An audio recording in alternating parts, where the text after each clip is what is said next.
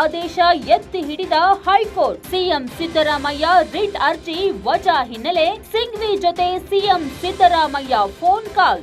ಅಭಿಷೇಕ್ ಮನು ಸಿಂಘ್ವಿ ಜೊತೆ ಸಿಎಂ ಸಿದ್ದರಾಮಯ್ಯ ಮಾತುಕತೆ ನಡೆಸಿದ್ದಾರೆ.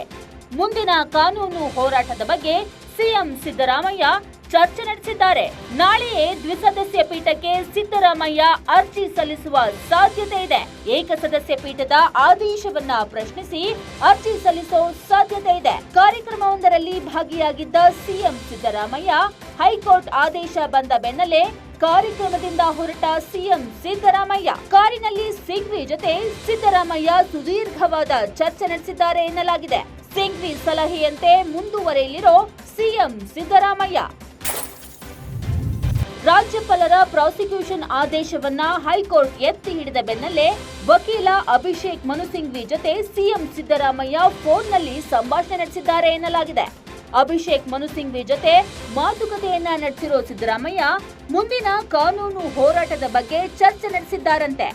ನಾಳೆಯೇ ದ್ವಿಸದಸ್ಯ ಪೀಠಕ್ಕೆ ಸಿದ್ದರಾಮಯ್ಯ ಅರ್ಜಿ ಸಲ್ಲಿಸೋ ಮಾತುಕತೆಯನ್ನ ನಡೆಸಿದ್ದಾರಂತೆ. ಏಕಸದಸ್ಯ ಪೀಠದ ಆದೇಶವನ್ನ ಪ್ರಶ್ನಿಸಿ ಅರ್ಜಿ ಸಲ್ಲಿಸುವ ಸಾಧ್ಯತೆ ಇದೆ.